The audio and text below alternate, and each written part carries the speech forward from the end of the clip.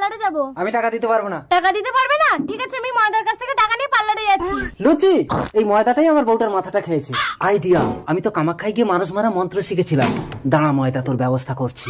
কিন্তু মন্ত্রটায় কাজ হয় কি, আগে অল্প করে আমার উপরে মেরে দেখি, তাহলে আমি একদিনের জন্য মরবো। কামরূপ কামাখ্যা রক্ত নদীর ধারা জমালয় যমরাজ জানত মানুষ মরা। খতম।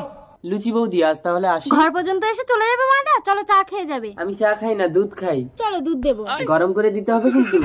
ও মা গো, আমার স্বামী তো মরে গেছে। ঘরে বসেছিল, আমি দেখে গেছি। আমার মা গো, আমাকে একদম টাকা দিতে চাইতো না আমার মা গো। এতদিন কেন মরেনি আমার মা গো? লুচি বৌদি কেঁদো না, আমি তো আছি।